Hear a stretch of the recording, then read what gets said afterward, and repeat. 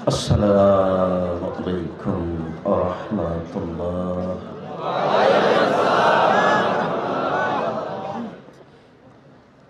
সম্মানিত উপস্থিতি, প্রশংসা আল্লাহর জন্য। শান্তি অবতীর্ণ হোক আল্লাহ রাসূলের উপর সাল্লাল্লাহু আলাইহি ওয়াসাল্লাম। আজকের দিনী বৈঠকে সংক্ষিপ্ত সময় বক্তব্যের বিষয় উপস্থিত এই মুহূর্তে যে পরামর্শ দেওয়া হলো তাতে আমাদের আজকের আলোচ্য বিষয় জাহান্নাম। আমরা অবশ্য আপনাদের সামনে আল্লাহ ভীতি আলোচনা করব মনে করছিলাম, তো যেহেতু কর্তৃপক্ষ হিসাবে পরামর্শ দিচ্ছেন জাহান্নাম, আমরা আজকের সংক্ষিপ্ত আলোচনা পেশ করব জাহান্নাম সম্পর্কে। জাহান্নাম সম্পর্কে আলোচনা করতে গিয়ে আমাদের প্রারম্ভের আলোচনা হবে জাহান্নামের পরিচয়। তারপরের সংক্ষিপ্ত কথা হবে জাহান্নামীদের পরিচয়। তারপরের সংক্ষিপ্ত কথা হবে জাহান্নামকে টেনে বিচারের মাঠে নিয়ে যাওয়া হবে। তারপরের সংক্ষিপ্ত কথা হবে জাহান্নাম কথা বলতে পারে। তারপরের সংক্ষিপ্ত কথা হবে জাহান্নামীদেরকে পিছন দিকে হাত বেঁধে জাহান্নামে নিয়ে যাওয়া হবে।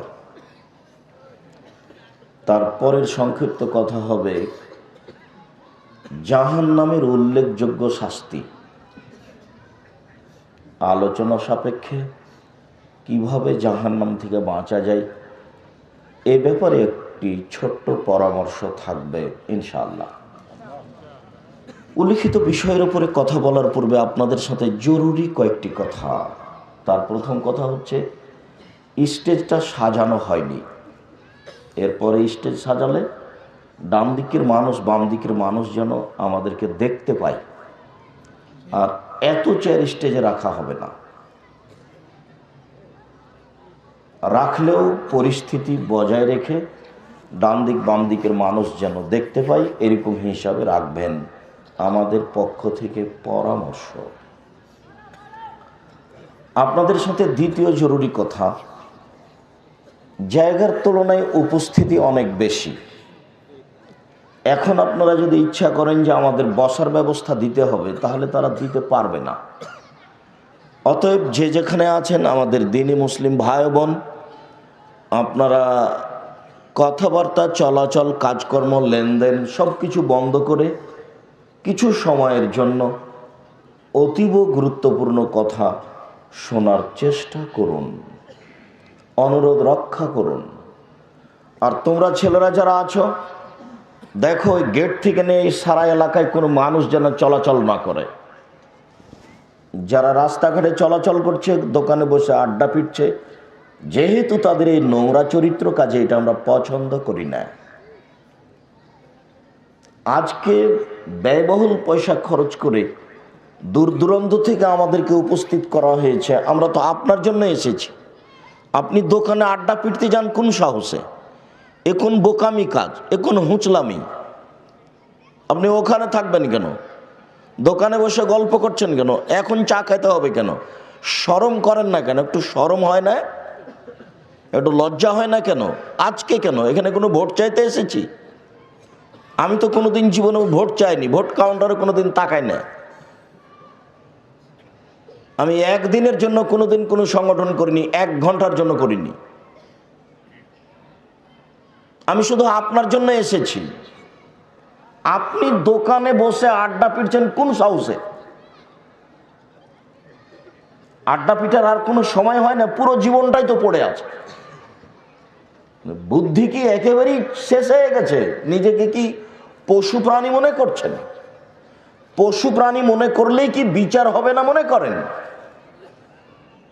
আল্লাহ যে বলছেন যে বুঝেও বুঝে না ওরা অন্তর আছে, বুঝে না, দেখেও দেখে না ওরা চক্ষু আছে, দেখে না, শোনেও শোনে না ওরা কান আছে, শোনে না।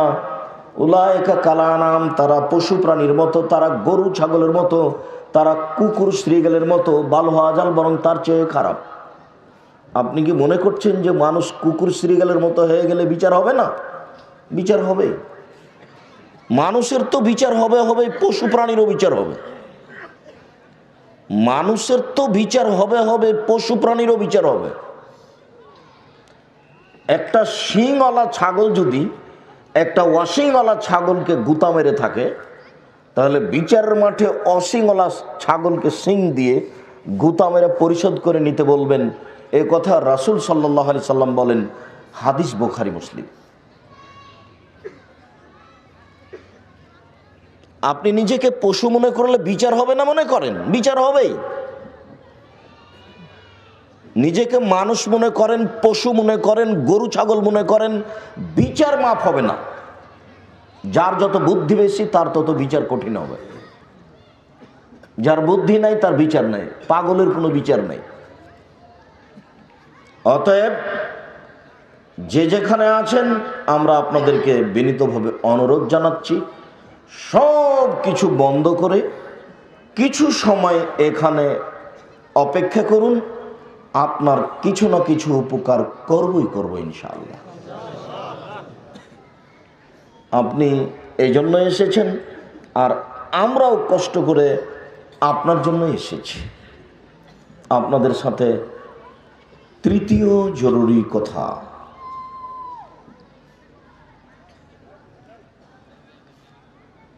মানুষের সাথে কথা বলার জন্য মুহাম্মদ সাল্লাল্লাহু আলাইহি সাল্লামের পক্ষ থেকে সুন্নাত আগে হবে আসসালামু আলাইকুম।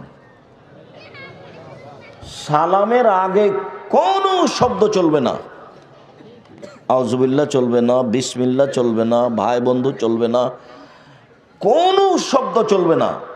সর্বপ্রথম শব্দ হবে মুখ দিয়ে আসসালামু আলাইকুম। তারপরে দ্বিতীয় হবে আল্লাহর প্রশংসা, তারপরে হবে নবীর উপরে দুরুদ। একটা ছোট্ট প্রশংসা দুরুদ আছে, আলহামদুলিল্লাহি ওয়াহদা ওয়াসসালাতু ওয়াসসালামু আলা মান লা নাবিয়্যা বা'দা। আমি 1990 সাল থেকে নিয়ে এখন পর্যন্ত, আজ পর্যন্ত কোনোদিন নাহমাদুল্লাহ ওয়া নাস্তাগফিরুহু নাহমাদুল্লাহ ওয়া নুসাল্লি আলা রাসূলিল কারীম বলিনি। আমার বক্তব্যে আছে ইন্নাল হামদালিল্লাহ নাহমাদুহু ওয়া নাস্তাইনুহু, আর না হয় আছে আলহামদুলিল্লাহি ওয়াহদা ওয়াসসালাতু ওয়াসসালামু আলা মান লা নাবিয়্যা বা'দা। আমি কোনোদিন মানুষের বানানো প্রশংসা বলিনি আজ অবধি, এখন পর্যন্ত। যেমনভাবে আপনাকে বলেছি যে আজ অবধি আমি কোনোদিন মানুষের কাছে পথ খরচ পাথেও চাইনি, 90 সাল থেকে এখন পর্যন্ত। যদি প্রমাণ হয়ে যায় যে আব্দুর রাজ্জাক সাহেব একদিন আমার কাছে পথ খরচ চেয়েছিল, আমি আর জীবনে কোনোদিন বক্তব্য দেব না। প্রমাণ হয়ে গেলে সেদিন থেকে কথা শেষ করব। আমি আপনাকে আরো বলেছি, আমার জীবনে 90 সাল থেকে এখন পর্যন্ত আমি কোনোদিন অপ্রয়োজনীয় বাক্য বলিনি। 90 সাল থেকে এখন পর্যন্ত আমি কোনোদিন কোনো মাযহাবের কোনো ব্যক্তির নিন্দা করিনি, কোনো মাযহাবকে সামনে কথা বলিনি। কোনো জায়গাতে চলে গেলে এমনিতেই মানুষ খেপে যায়, এটা হলে অ্যালার্জি। আব্দুর রাজ্জাক এসেছে না জেনে কি বলেন।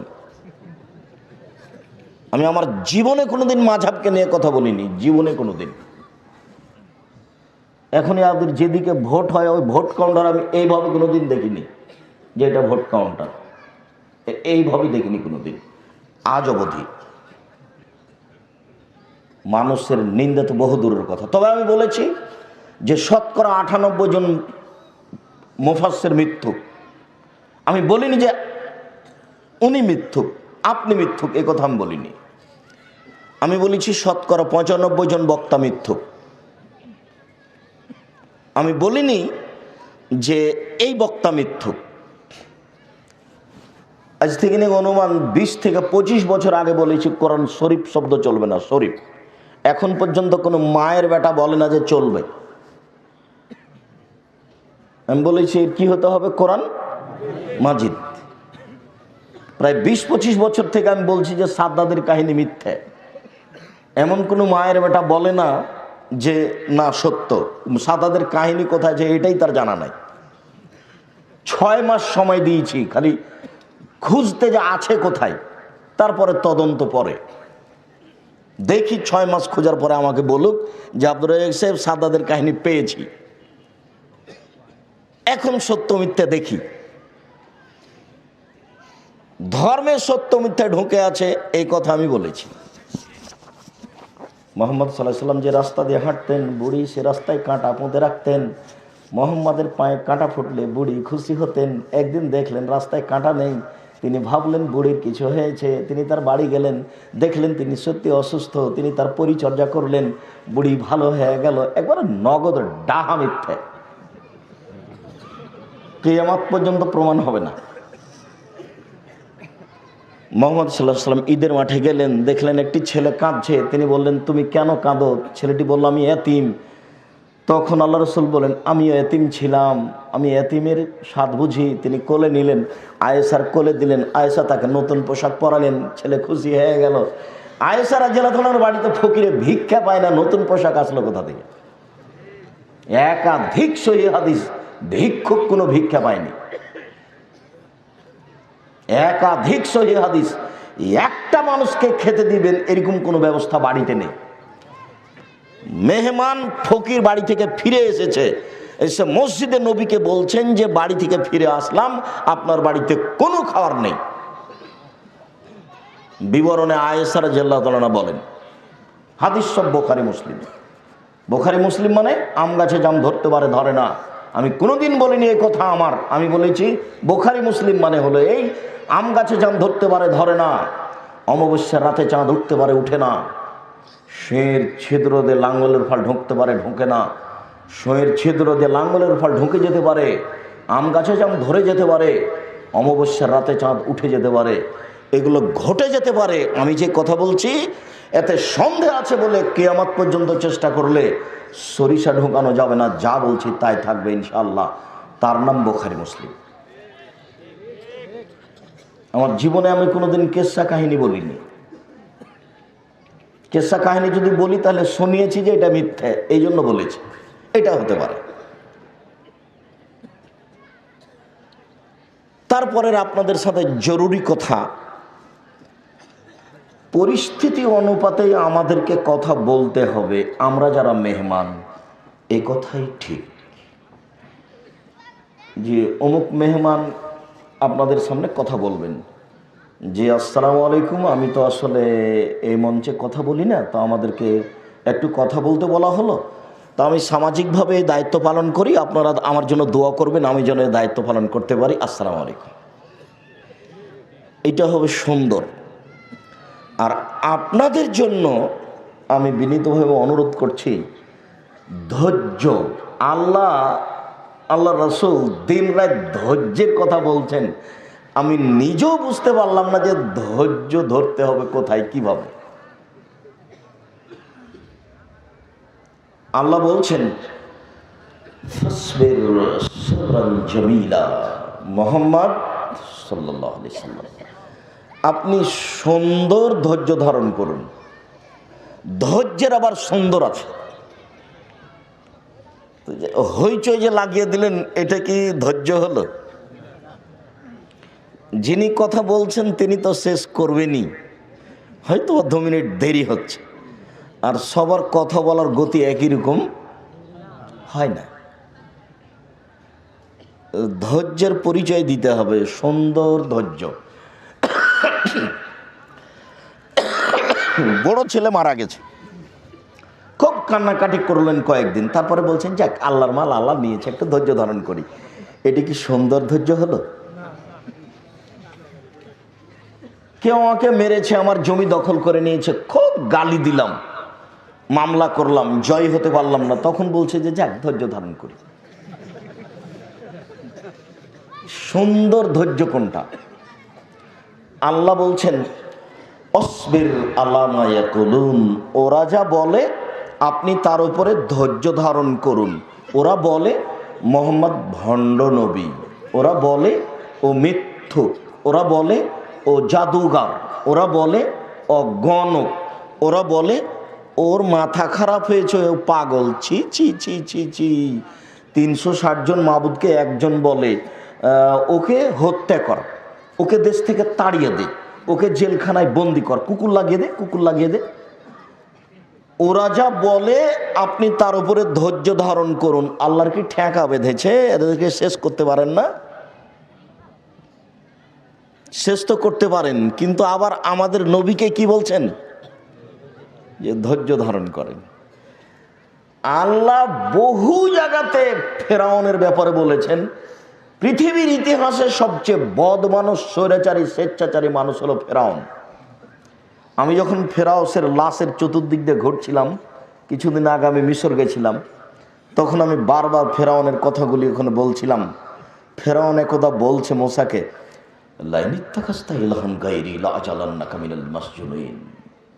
মৌসা, তুমি যদি আমাকে বাদ দিয়ে অন্য কাউকে মাবুদ হিসাবে গ্রহণ করো, তাহলে তোমাকে আমি জেলখানায় বন্দি করে রাখবো।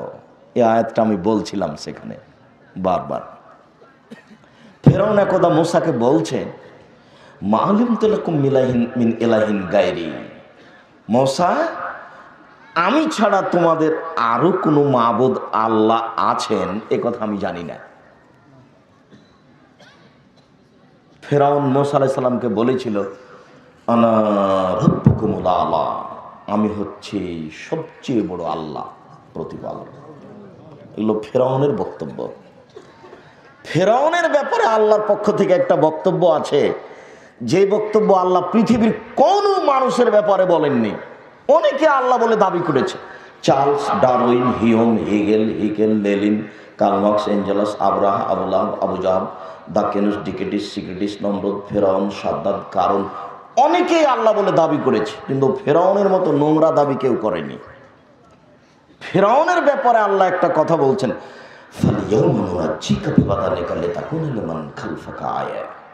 ফেরাউন, তোমার এই লাশটা চিরদিনের জন্য রেখে দিলাম, তোমাকে কোনো পশু প্রাণী কীট পতঙ্গ খাবে না, তোমাকে দেখে মানুষ উপদেশ গ্রহণ করবে। এইরকম কথা আল্লাহ ফেরাউন ছাড়া কাউকে বলেননি। এর পরেও আল্লাহ মূসাকে বলছেন, ইযহাবা ইলা ফিরাউন ফাকুলা লাহু কাওলান লাইয়িনা। মূসা, হারুন, আপনারা দুই ভাই ফেরাউনের কাছে যান আর নরম ভাষায় কথা বলেন। আল্লাহর কি ঠেকা বেঁধেছে? ফেরাউনের সাথে নরম আবার কি?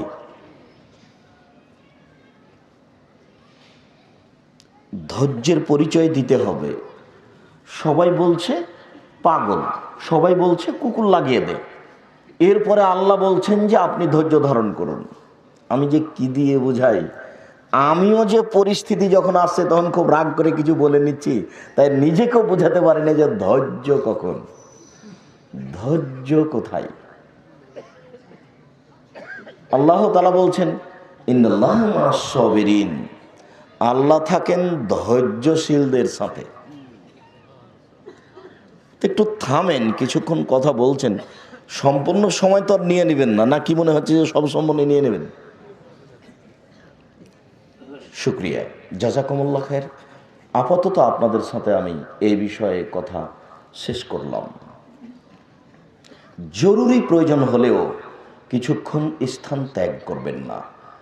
জাহান্নামের পরিচয়, মহান আল্লাহ বলেন, হাদিহি জাহান্নামুল্লাতী কুনতুম তুআদুন ইসলাহাল ইয়াওমা বিমা কুনতুম তাকফিরুন।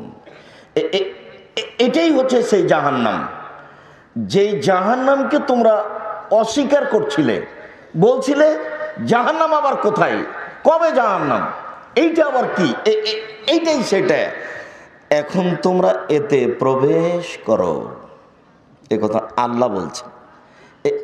এই সেই জাহান্নাম যাকে তোমরা অস্বীকার করছিলে, এখন তাতে প্রবেশ করো। এটা আল্লাহ বিচারের মাঠে বলবেন। আল্লাহ তাআলা বলেন, হাজিহি জাহান্নামুল্লাতী কুনতুম তুআদুন হাজিহিন নারুল্লাতী কুনতুম বিহা তুকাযযিবুন।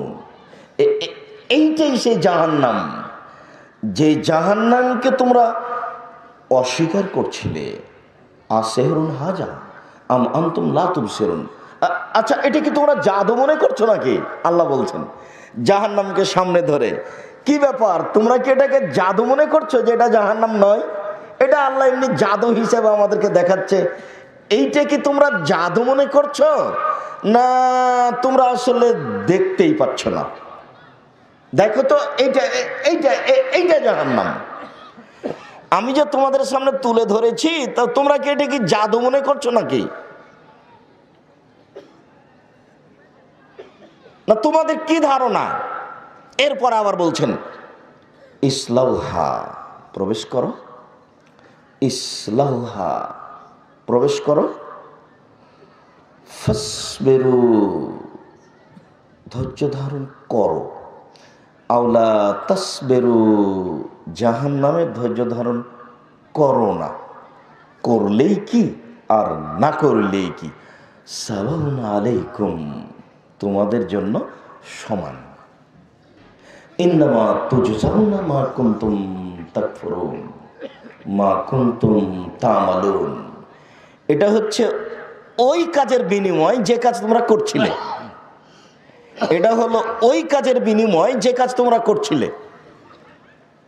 উপস্থিত বৈঠকের বোনকে আমি শতবার নিষেধ করেছি যে পোশাক পরিবর্তন করেন। এই মেয়ে, কথা বলছো কেন? শরম হয় না? আমি এখানে কথা বলছি, তারপরে আপনি কথা বলেন কেন? চুপ থাকেন। জাহান্নাম যখন আল্লাহর নবী দেখবেন, তখন বেশিরভাগ জাহান্নামে মহিলা দেখবেন। জাহান্নাম মানে মহিলা, জাহান্নাম মানে মহিলা। আল্লাহ রাসূল বলছেন সিনফান মিন আহলিন নার লাম আরাহুমা, দুই শ্রেণীর মানুষ আছে জাহান্নামী, আমি তাদের দেখিনি। দুই শ্রেণীর মানুষ আছে জাহান্নামী, আমি তাদের দেখিনি। আল্লাহ নবী বলছেন দুই শ্রেণীর মানুষ আছে জাহান্নামী, আমি তাদের দেখিনি। এক কওমুন মাহুম সিয়াতুন, এক শ্রেণীর মানুষ তাদের হাতে থাকবে লাঠি, কাজ নাবিল বাকারে, গাভীর লেজের মতো, যার এক দিক মোটা আর এক দিক চিকন। ডিএজি সাহেব তো পুলিশ ডিপার্টমেন্টের মানুষ, ওনাদের হাতে লাঠি থাকে। আমি কাউকে খাস করিনি,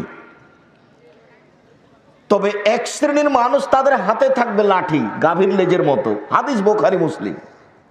গাভীর লেজের একদিক মোটা একদিক চিকন, এজরেবুনা বিহান নাস, তা দিয়ে তারা মানুষকে মারবে। আজকে অশিক্ষিত মূর্খ ছেলেগুলি শিক্ষার নামে কলেজ বিশ্ববিদ্যালয়ে গিয়ে দল করে, মারামারি করে। বেটা পড়া বুঝে? পড়া কাকে বলে ওইও বুঝে না, আর বাপও বুঝে না, আর জাতিও বুঝে না। ওর জাতি বুঝলে খাম্বা, সিমেন্ট মাটির তৈরি খাম্বাকে সালাম করে, ওর জাতিও বুঝে না।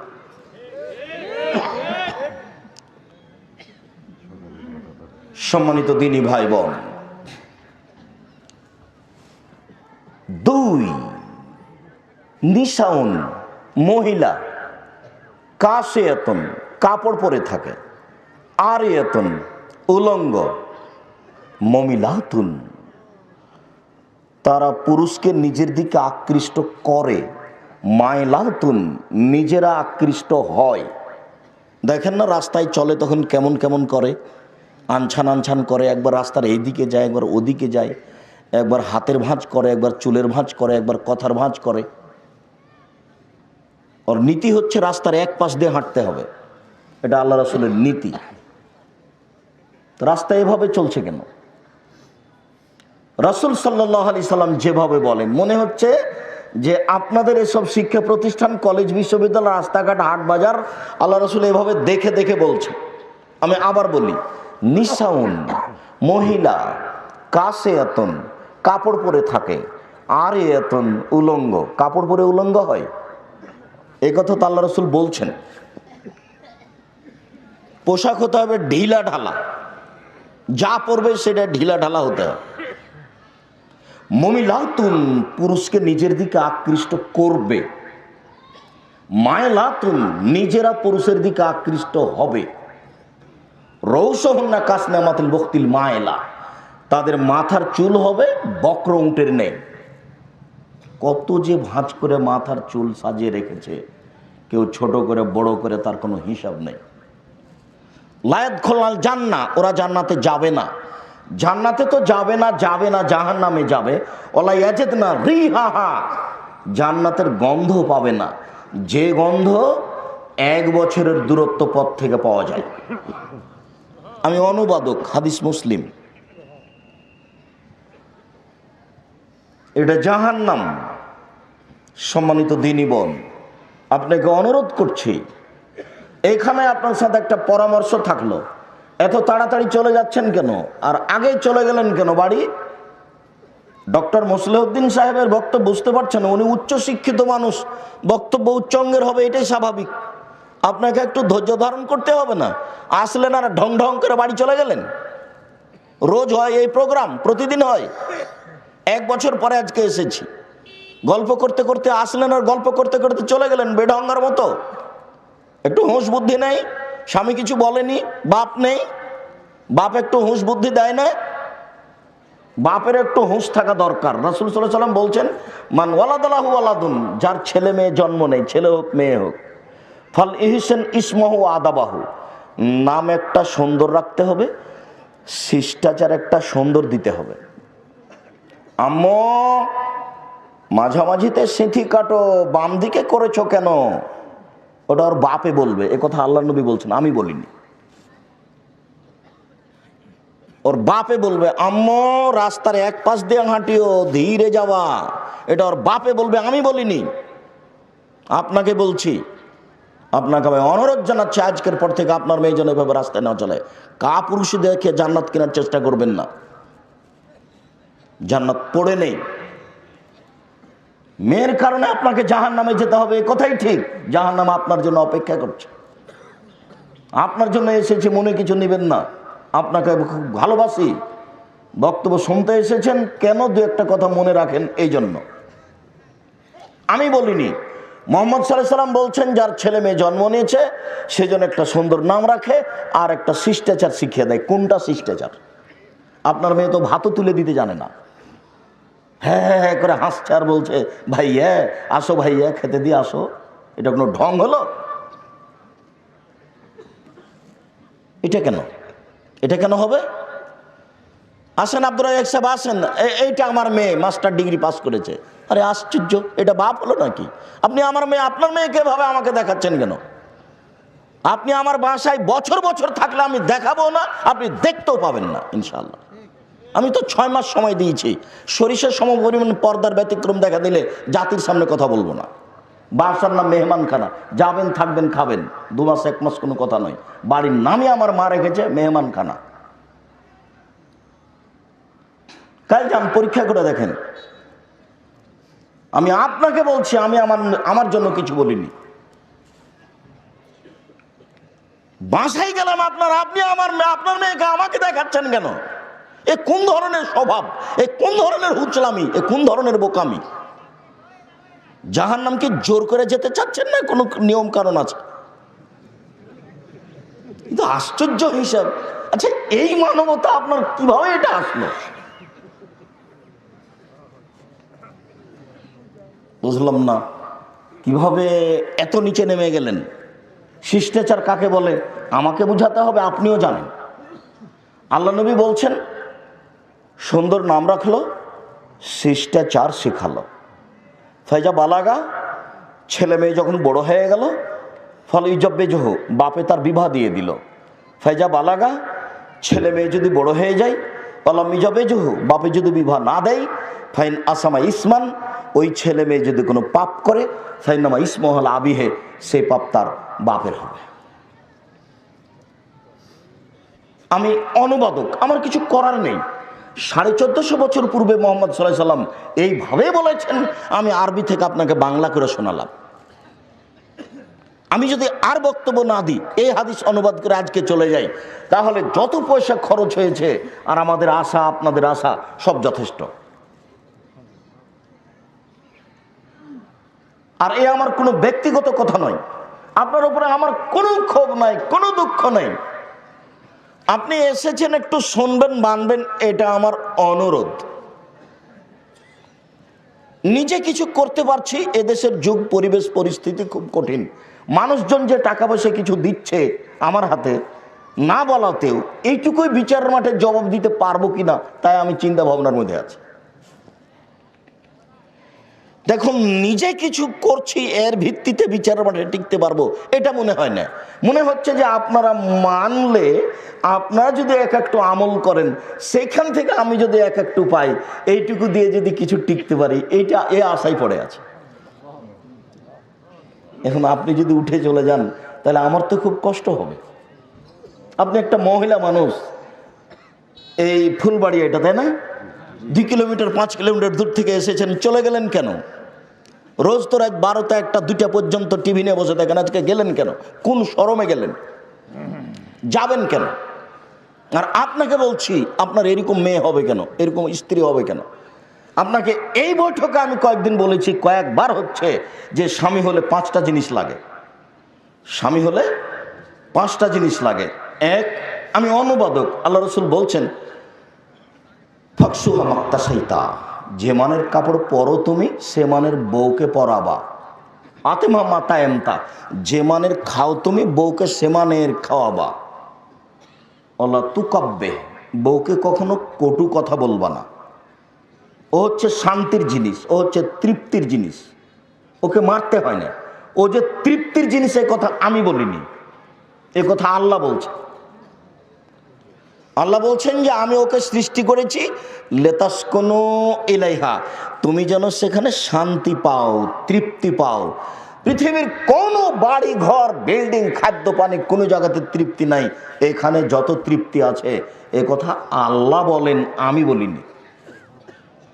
তো তাকে কটু কথা বলবেন কেন?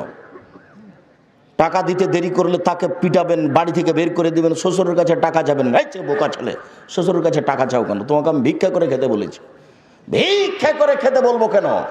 পৃথিবী অনেক বড়, শেষ পর্যন্ত আমি তোমাকে মানুষের বাড়িতে কাজ করে খেতে বলেছি। গাজীপুরে বাড়ি, 1 শতক জমির দাম কোটি টাকা, ভিক্ষা করতে হবে কেন? ব্যবসা করে খাও। গাজীপুর মানে ঢাকা শহর, গাজীপুর মানে হচ্ছে আপনার ফ্যাক্টরি, গাজীপুর মানে বিভিন্ন ধরনের ব্যবস্থাপনা আছে রুজির। হিসাব নিকাশের বাইরে জমির মূল্য। ভিক্ষা করে খাবেন কেন? আমি ভিক্ষা করে খেতে বলিনি, আমি বলেছি ব্যবসা করে খাও, না হলে কলা বিক্রি করো, না হলে চকলেট বিক্রি করো, নাহলে মানুষের বাড়িতে কাজ করো, এ কথা আমি বলেছি। এটাও যদি না হয় তাহলে ভিক্ষা করো, এ কথা বলেছি। শ্বশুরের কাছে টাকা নিতে হবে কেন? তার সাথে মোটা কথা বলতে হবে কেন? শ্বশুরের সাথে অভদ্র কথা বলতে হবে কেন?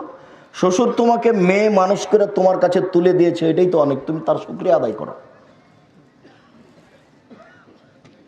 সম্মানিত দিনী ভাই বোন, কটু কথা বলতে হবে না। 4, মুখের উপরে মারতে হবে না, অলা তাজির বালা লজে, মুখের উপরে মারো না। 5, অলা তাতরকা ইল্লা ফিল বাইতে, বউকে নিজের বাড়ি ছাড়া কোথাও যেতে দিতে হবে না। এ কথা আমি বলিনি, আমি অনুবাদক। চাচার বাড়ি, খালার বাড়ি, ফুফুর বাড়ি, নানির বাড়ি, মায়ের বাড়ি, কোথাও যাবে না জরুরি প্রয়োজন ছাড়া। যাচ্ছে কেন? কাপুরুষ আপনি, সেই জন্য যাচ্ছে। আপনি কাপুরুষ, আপনি ঘৃণিত পুরুষ, এই জন্য যাচ্ছে। আমার কষ্ট লাগলেই কি আর ব্যথা লাগলেই কি, আপনি মানলেই কি আর না মানলেই কি। আল্লাহ রসুল বলেছেন, তোমার বউকে তুমি বাড়ি থেকে কোথাও যেতে দিও না। যাচ্ছে কেন? রোজ দিন রাত দিন যাচ্ছে কেন? বাজারে ঘুরে কেন? বাজার আপনি করবেন। মোটা কাপড় কিনে আনবেন, তবুও বলবে আলহামদুলিল্লাহ। চিকন কাপড় কিনে আনবেন, তবুও বলবে আলহামদুলিল্লাহ। তা আপনি মোটা কাপড় নিয়েছেন, তখন বউ বলছে কি যে নিয়ে আসে, তো সেটা আপনার কারণেই বলছে। ওর বুদ্ধি কম, আপনি তাকে বুঝান, দেখো আমি যেটা নিয়ে আসবো সেটা তুমি সাদরে গ্রহণ করিও, তুমিও শান্তি পাবা, আমিও শান্তি পাবো। কিনতে যাওয়ার সময় তোমার পরামর্শ থাকতে পারে, যেটা নিয়ে চলে এসেছিস সেটাকে বলবা আলহামদুলিল্লাহ।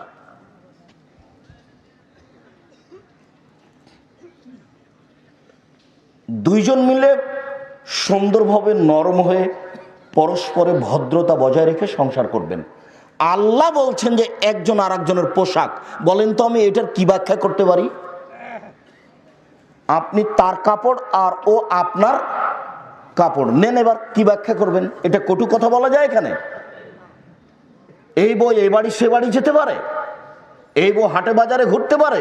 আমি বলিনি, এ কথা আল্লাহ বলছেন যে একজন আর একজনের কাপড়, একজন আর একজনের পোশাক। এটাকে আপনি কি বুঝেন? গেল কেন? গল্প করছে কেন? এখনো গল্প করছে, এটা আপনারই মেয়ে, এখন গল্প করছে। এই মুহূর্তে জবাব আপনি দিয়েন। উপস্থিত বৈঠকের মুসলিম বোন শোনেন, জাহান্নাম থেকে বেঁচে যাবেন 4টা কাজ করলে। জান্নাতের সবটি দরজা খোলা আপনার জন্য, 4টা কাজ করবেন। এরকম সুযোগ পুরুষের নেই, এত বড় সুযোগ পুরুষের নেই। 4টা কাজ করেন, জান্নাতের সবটি দরজা খোলা। 1, সালাত খামসাহা, 5 ওয়াক্ত সালাত আদায় করেন। 2, সমাত সাহারাহা, রমজান মাসে সিয়াম থাকবেন, রোজা। 3, আতাত বালাহা, স্বামীকে মেনে চলবেন, তিতা লাগলেও মিঠা লাগলেও। যদি মনে করেন যে এর সাথে চলা যাবে না, তাহলে খোলা তালাক দিয়ে দেন। বলেন গ্রামের চেয়ারম্যান মেম্বারকে যে আমি এর সাথে থাকবো না, মিটে যাক। এই ঝুলন্ত অবস্থায় তাকে খারাপ বাসবেন, ঘৃণা করবেন আর তার সাথে থাকবেন, এটা হবে না। তিতা লাগলেও স্বামীকে মানেন, মিঠা লাগলেও মানেন, জান্নাত হবে। 4, আতাত বালাহাত, জেনা করবেন না কোনোদিন। আহসানাত ফারজাহাত, জেনা করবেন না কোনোদিন, জান্নাত হবে। 4টা কাজ। 1, 5 ওয়াক্ত সালাত। 2, রমজান মাসের রোজা সিয়াম। 3, স্বামীকে মেনে চলা। 4, জেনা না করা। জান্নাতের 8টি দরজা খোলা। এ কথা আমি বলিনি, এ কথা মুহাম্মদ সাল্লাল্লাহু আলাইহি ওয়াসাল্লাম বলেছেন। জাহান্নাম, মহান আল্লাহ বলেন, ইন্না জাহান্নামা কানাত মিরসাদা, নিশ্চয় জাহান্নাম ওঁত পেতে বসে আছে আপনাকে ধরার জন্য। এ কথা আল্লাহ বলছে। লিত্তাগিনা মাআবা, সীমা লঙ্ঘনকারী, স্বৈরাচারী, স্বেচ্ছাচারী, বদমেজাজি, এজের জন্য এটা রেডি করা হয়েছে। মহান আল্লাহ বলেন, فأما من خفت موازينه فأمه هاوية, বিচারের মাঠে যার নেকির পাল্লা হালকা হবে, পাপের পাল্লা ভারী হবে, তার থাকার জায়গা হবে অতীব গভীর গহ্বর। হাবিয়া ওমাদ রাকামা হে মুহাম্মদ সাল্লাল্লাহু আলাইহি ওয়াসাল্লাম, আপনি কি বলতে পারেন হাবিয়া নামক জাহান্নামটি কি? আল্লাহ আমাদের নবীকে বলছেন। আপনি কি হাবিয়া নামক জাহান্নামের পরিচয় বলতে পারেন? আমি বলি, নারুন হামিয়া, তা হচ্ছে জ্বলন্ত উত্তপ্ত আগুন। জাহান্নাম বলতে আগুনের টুকরাকে বোঝানো হয়।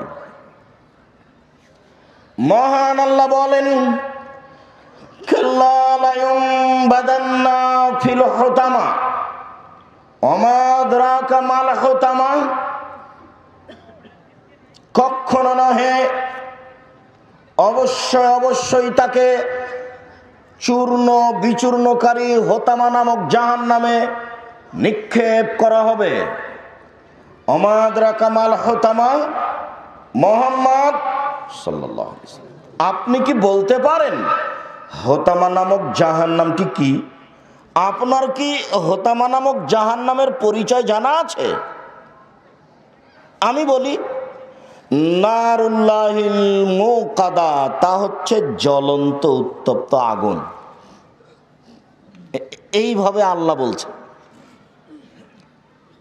জাহান্নামের পরিচয় আল্লাহ বলেন, সাউসলিহে সাকার, অচিরেই আমি তাকে সাকার নামক জাহান্নামে নিক্ষেপ করব।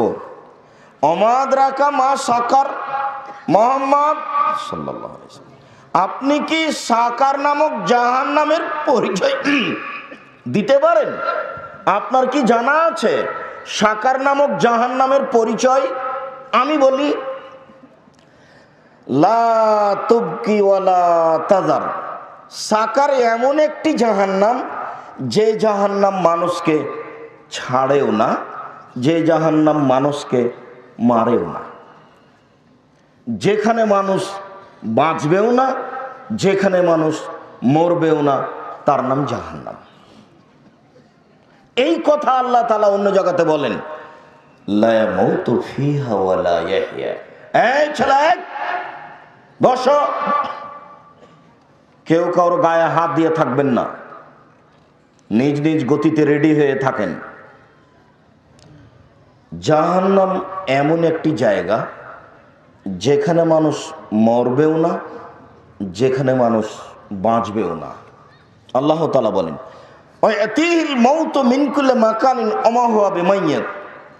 জাহান্নাম এমন একটি জায়গা যেখানে মানুষকে মরণ চতুর্দিক থেকে ঘেরে ধরবে, কিন্তু ও মরবে না। সব দিক থেকে মরণ তাকে চেপে ধরবে, কিন্তু ও মরবে না। সেইটা আবার কেমন জীবন? মরাও হলো না, বাঁচাও হলো না। এতক্ষণ পর্যন্ত আল্লাহ তাআলা জাহান্নামের পরিচয় যেভাবে দিয়েছেন তার একটু সংক্ষিপ্ত পরিচয় দিচ্ছিলাম। মুহাম্মদ সাল্লাল্লাহু আলাইহি সাল্লাম বলেন, ইন্না সাকরাতাল আযীমা লা তুলকা মিন শাফিরি জাহান্নাম ফাতাহবি লাকারিহা বা'দা সাবিনা আম। শোনো, জাহান্নামের মুখের উপরে বিশাল একটি পাথর, 1 কোটি মণ ওজনের একটি পাথর যদি ছেড়ে দেওয়া হয়, নিচে যেতে সময় লাগবে 70 বছরেরও কিছু বেশি। 1 কোটি মণ ওজনের একটি পাথর যদি 1 মিনিট নিচে যায়, কত কিলো যেতে পারে?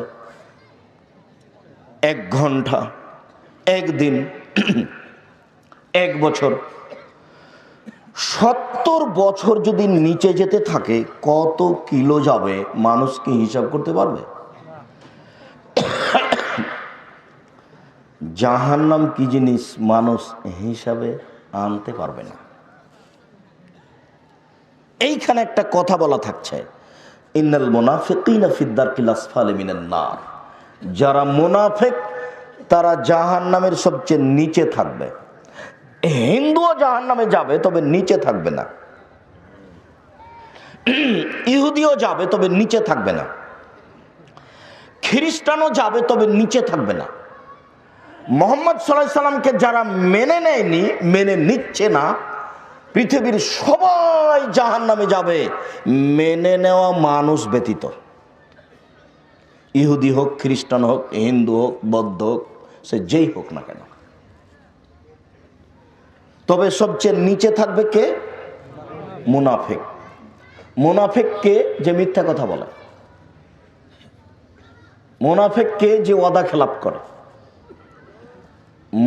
মুনাফিক কে? যে ঝগড়া করলে অশ্লীল ভাষা মুখে ব্যবহার করে, সব সময় খারাপ কথা, সব সময় অশ্লীল কথা, মিথ্যা কথা বলে বেড়ায়, অশ্লীল কথা বলে, এরকম লোক হলো মুনাফিক। মুনাফিক কে? যে ফজরের সালাত মসজিদে আদায় করে না, জামাতে যায় না।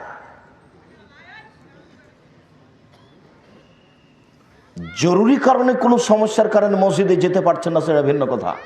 আপনি মসজিদে যেতে বাধ্য। এরকম নোংরা নীতি আসলো কেন? 5 ওয়াক্ত সালাত মসজিদে আদায় করবেন গিয়ে, জীবনে এইটাই কাজ। কাজ বলতে এটাই, পরের গুলো আরগুলো আছে সেগুলো নফল। মানুষের জীবনে একটাই জরুরি কাজ, সেটা কি? সালাত। এটাই আপনার জীবনে কাজ, আর কোনো কাজ নেই। বাকি কাজের সংসার কি করবেন সেই জন্য, যেগুলো নফল, যেগুলো অপ্রয়োজনীয়, দুনিয়াবি সামান্য কিছু প্রয়োজন, টুটা ফাটা। টাকা পয়সা থাকলেও মানুষ দুনিয়া পার হয়ে যাবে, না থাকলেও পার হয়ে যাবে। আল্লাহ রাসূল বলছেন, এই শোনো, তাবুকের যুদ্ধে যেতে হবে, সময় খুব কঠিন, কে কি দান করতে পারে? তো উমর রাদিয়াল্লাহু তাআলা বলছেন, যা আছে অর্ধেক দিলাম। আবু বকর সিদ্দিক রাদিয়াল্লাহু তাআলা বলছেন যে আপনাকে আল্লাহকে বাড়িতে রেখে যা আছে দিয়া সবই দিলাম, ভ্যান ভাড়াও হবে না, 2-1 টাকা হবে। তো কি, ওটা নিয়ে কি হবে? ওটা নিয়ে বরকত হবে, বরকত। ওটা দিয়ে বরকত হবে। মানুষজন যাচ্ছে কার টাকা দিয়ে? উসমান রাদিয়াল্লাহু তাআলা। উসমান বলছেন, আল্লাহর নবী, যত মানুষ যাবে সমস্ত মানুষের অর্ধেকের যাতায়াত খরচ, খাওয়া খরচ আমি দিব। লোক সঙ্গে 30,000।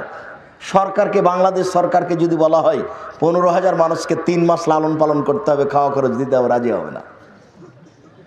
15,000 মানুষ, 15,000 উট দিতে হবে, 3 মাসের খাওয়া খরচ দিতে হবে। উসমান রাদিয়াল্লাহু আনহু বলছেন যে অর্ধেকের যাতায়াত খরচ, খাওয়া খরচ তা আমি দিব।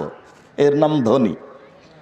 গাজীপুর জেলায় বাড়ি, বড় ব্যবসা করেন, চিন্তা ভাবনা করে দিন রাত ব্যবসা করেন, 5 ওয়াক্ত সালাত আদায় করবেন আর খালি ভাববেন ব্যবসা। কোটি কোটি টাকা ইনকাম করেন, প্রতিষ্ঠানে দান করেন, কওমি মাদ্রাসা গড়ে তোলেন। গাজীপুরে কওমি মাদ্রাসা নাই কেন? কি করে খান? এত জমি জায়গা আছে, টাকা পয়সা আছে, মাদ্রাসা করতে পারেন না কেন? আমি তো নিঃস্ব মানুষ, প্রতিষ্ঠান চালাই। প্রতি মাসে মাসিকাল এতে পত্রিকা সহ এখন প্রতি মাসে বেতন দিই 12,15,000। 12,15,000। শুধু শিক্ষক শিক্ষিকা বেতন হলো 10 লক্ষ। প্রায় 100 জন শিক্ষক শিক্ষিকা আছে। বাংলাদেশের সবচেয়ে বড় মসজিদ নির্মাণ করছে আহলে হাদিসের, যার মসজিদই হচ্ছে 90% জমির উপরে। 3,000 মানুষ একসাথে একতলাতে সালাত আদায় করতে পারবে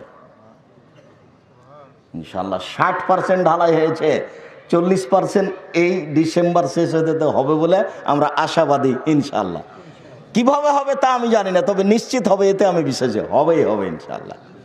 আমি আগে থেকে বলছি, এখনো বলছি। আর আপনাকে আমি সহযোগিতার কথা বলিনি, আমি বলেছি দোয়া করবেন যে আল্লাহ আব্দুর রাজ্জাক সাহেব যেটা করছেন সেটা কবুল করো।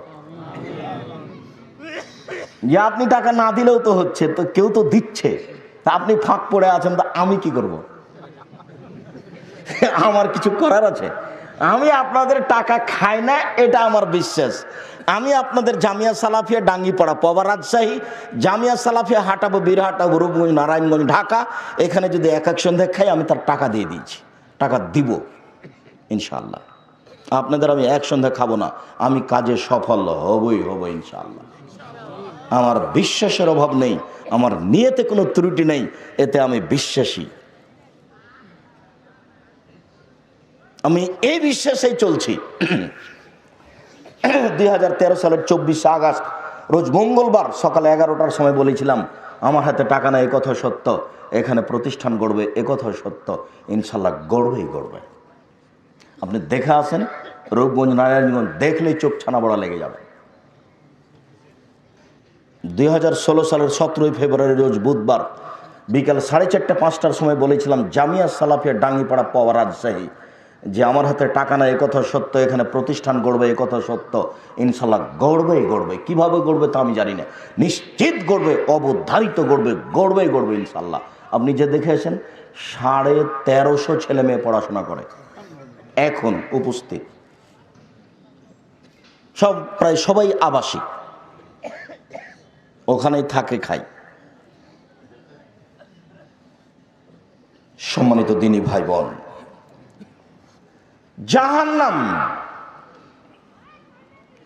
জাহান্নামের গভীরতা কত? রাসূল সাল্লাল্লাহু আলাইহি ওয়াসাল্লাম বলছেন, যত জিন ইনসান পৃথিবীতে এসেছে, আছে, আসবে, সবাই যদি একসাথে জাহান্নামের দরজা দিয়ে ঢোকে তো ঢুকতে অসুবিধা হবে না। বিচারের মাঠে জাহান্নামীদেরকে দিতে দিতে দিতে যখন জাহান্নামী শেষ হয়ে যাবে, তখন আল্লাহ তাআলা জাহান্নামের জন্য মানুষ বানাবেন না, কিন্তু জান্নাত বাকি থাকলে তার জন্য মানুষ বানাবেন। জাহান্নামকে জিজ্ঞাসা করা যখন হবে, তখনও বলবে যে না, আমি পূর্ণ হইনি। তখন আল্লাহ তার পা ঢুকিয়ে দিবেন, তখন জাহান্নাম বলবে হ্যাঁ যথেষ্ট। একটু পরে বলছে এই কথা। জাহান্নামের পরিচয় বলছিলাম। রাসূল সাল্লাল্লাহু আলাইহি ওয়াসাল্লাম বলেন, ইন্না গিলজাল জিলদিল কাফির আরবাঈন ইসনান ওয়া আরবাঈনা জিরা, প্রত্যেকটা জাহান্নামীর গায়ের চামড়া হবে 42 হাত মোটা। বাইনা মানকাবাইল কাফির ফিন্নার সালাসাতা আইয়ামিন লিল রাকিবিল মুসরে, একজন জাহান্নামীর ডান কাঁধ থেকে বাম কাঁধের ব্যবধান হবে একটা দ্রুতগামী ঘোড়ার 3 দিন 3 রাতের পথ। একটা দ্রুতগামী ঘোড়া একজন জাহান্নামীর ডান দিক থেকে যদি দৌড়াতে লাগে কাঁধের, তাহলে বাম দিকে পৌঁছিতে সময় লাগবে 3 দিন 3 রাত। রাসূল সাল্লাল্লাহু আলাইহি সাল্লাম বলেন, ইন্না জিরসাহু মিসলু উহুদিন, জাহান্নামের দাঁত হবে উহুদ পাহাড়ের সমান। উহুদ পাহাড় 4 কিলোমিটার প্রশস্ত, 8 কিলোমিটার লম্বা। নিচে কত আছে তা মানুষ জানে না। তো দাঁত যদি একটা এত বড় হয়, তাহলে বাকিগুলো কত দাঁত, তাহলে কত বড় হবে?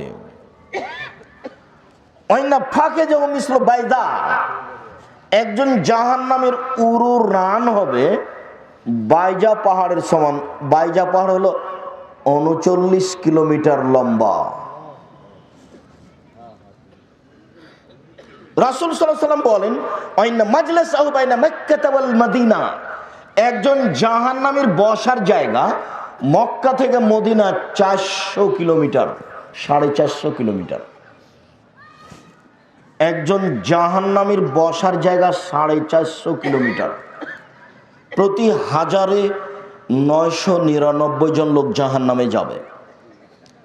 প্রতি হাজারে 999 জন লোক জাহান্নামে যাবে। আর একজনের বসার জায়গা হলো 450 কিলোমিটার। তাহলে জাহান্নাম কত বড়? মাঝে মধ্যে একটু ভাবা উচিত। দিন রাত রাসূল সাল্লাল্লাহু আলাইহি সাল্লাম বলতেন, আল্লাহুম্মা ইন্নী আউযু বিকা মিন আযাবি জাহান্নাম, আল্লাহ তোমার কাছে আমি জাহান্নামের শাস্তি থেকে বাঁচতে চাই। রব্বানা আতিনা ফিদ দুনিয়া হাসানাতাও ওয়া ফিল আখিরাতি হাসানাতাও ওয়া কিনা আযাবান নার, আল্লাহ তুমি ইহকালে কল্যাণ দাও, পরকালে কল্যাণ দাও, তুমি জাহান্নাম থেকে বাঁচাও। কল্যাণের সাথে জাহান্নামকে টেনে নিয়ে এসেছে। কল্যাণ দাও আর জাহান্নাম থেকে বাঁচাও। নিজে দিন রাত আয়েশা রাদিয়াল্লাহু আনহা বলছেন, জীবনে কোনোদিন এমন একদিন তিনি সালাত আদায় করেননি যেই সালাতে সালাম ফিরার শেষে তিনি জাহান্নাম থেকে বাঁচতে চাননি। বলেন তো এই যে বাক্যটা বললাম এর অর্থ কি?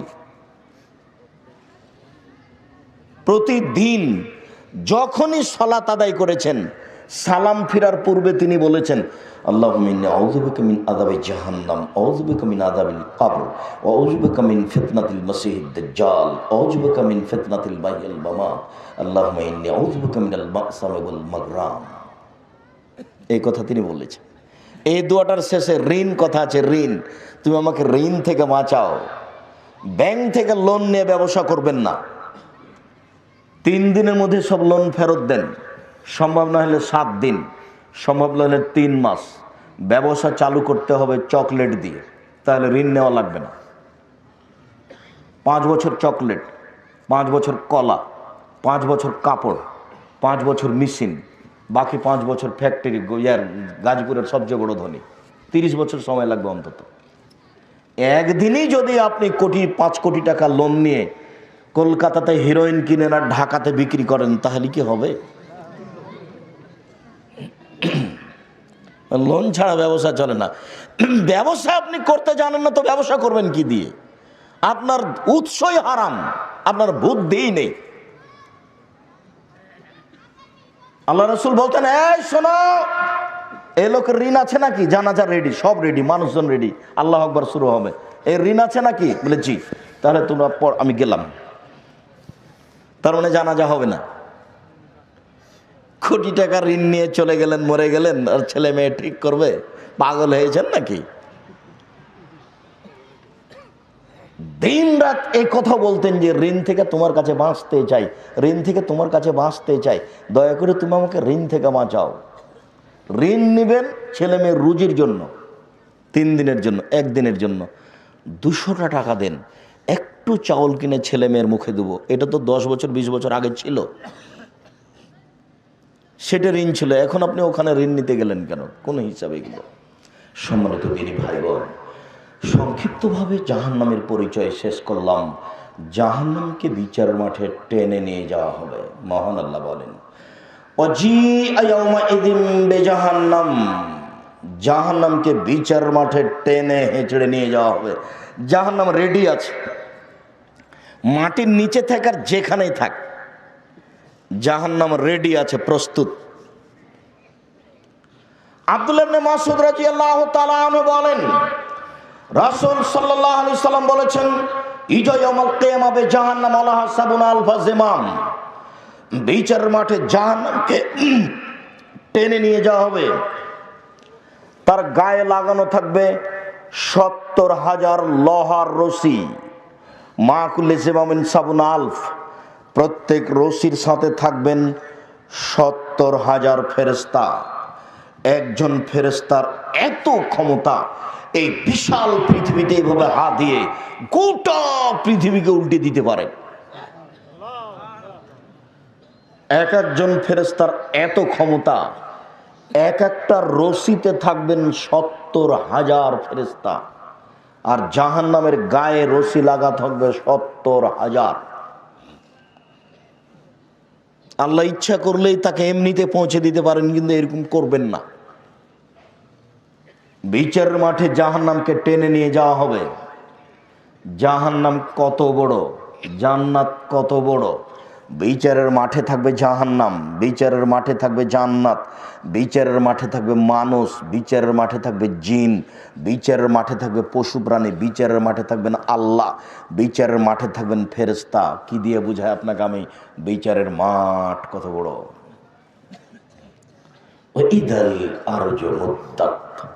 যেদিন পৃথিবীকে সম্প্রসারিত করা হবে, বড় করা হবে, সব সাগরে আগুন লেগে যাবে। সাগরের নিচে আগুন আছে, সব ফুটে উঠবে, সাগরের পানি শেষ হয়ে যাবে, সব জমি সমতল হয়ে যাবে। সমতল জমি থেকে মানুষ কবর থেকে উঠে খালি ছুটতে থাকবে তার লক্ষ্যবস্তুর দিকে, উঠেই ছুটতে থাকবে একবারে, উলঙ্গ অবস্থায়, কারো পরনে কাপড় থাকবে না। ইহশারুন নাসু ইয়াউমাল কিয়ামা হুফাতান উরাতান গুরলা। বিচারের মাঠে প্রত্যেকে একাত্রিত করা হবে খালি পায়ে, উলঙ্গ অবস্থায়, খাতনাবিহীন। কারো খাতনা দেওয়া, খাতনা বুঝেন কি? মুসলমানি দেওয়া থাকবে না। মুসলমানি দেওয়া বুঝেন? কারো খাতনা দেওয়া থাকবে না, মুসলমানি দেওয়া থাকবে না, মুসলমানি বিহীন, পরনে কাপড় থাকবে না, পায়ে জুতা স্যান্ডেল থাকবে না, উলঙ্গ অবস্থায় সবাই খালি ছুটে যাবে। আয়েশা রাদিয়াল্লাহু তাআলা বলছেন, বলেন কি আল্লাহ রাসূল, আর রিজালুন নিসাউ জামিআন যুরবাজু ওয়ালাবাদ, একজন পুরুষ আর একজন পুরুষের দিকে, নারীর দিকে লক্ষ্য করবে। মহিলা পুরুষ উলঙ্গ অবস্থায় বিচারের পয়েন্টে উঠবে মানে এটা কেমন কথা, বুঝলাম না। তখন আল্লাহ রাসূল বলছেন, আয়েশা আলামার আসাদ মিন যালিকা ইয়ানজুরু বাজু ওয়ালাবাদ, বলো কি তুমি আয়েশা, মানুষ মানুষের দিকে তাকিয়ে দেখবে মানে মানুষের বুদ্ধি বিবেক থাকবে না, কে পুরুষ কে নারী, কে কেমন হয়ে আছে এরকম দেখার মতো কোনো বুদ্ধি থাকবে না আয়েশা। তার নাম বিচারের মাঠ।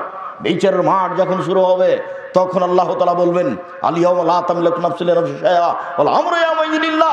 আজ কোনো মানুষ কোনো মানুষের কোনো উপকার করতে পারবে না, একচ্ছত্র মালিকানা আল্লাহর হাতে, আমার হাতে থাকবে। সেদিন তিনি বলবেন, আইনাল জাব্বার আইনাল মুতাকাব্বির, স্বৈরাচারী স্বেচ্ছাচারী অহংকারী বোধ মেজাজের কোথায়? মালিকুল আমলাক, আমি হচ্ছি রাজাধিরাজ। এটা বিচারের সূচনা। সবসময় তিনি রহমান নাম, তার আর একটা নাম আছে কাহার। একটুকু নরম হবেন না, যেভাবে হওয়ার বিচার সেভাবে হবে। বুঝাতে পারি না আপনাকে বিচার কাকে বলে। টাকা দিয়ে কোট পার হয়ে যায়, যার জন্য মনে করছে যে সবটাই মনে হয় বিচার এরকম। একটু 2-1 মিনিট পরকাল ভাববেন। জাহান্নাম আর জান্নাতের আলোচনা করেছেন আল্লাহ রাসূল পরকালমুখী করার জন্য। মানুষ যেন দুনিয়ার চিন্তা ভাবনা ছেড়ে একটু পরকালমুখী হয়, একটু ভাবে। জাহান্নামকে টেনে বিচারের মাঠে নিয়ে যাওয়া হবে। জাহান্নাম কথা বলতে পারে, এদিকে দেখেন, জাহান্নাম কথা বলতে পারে, আশ্চর্য ব্যাপার।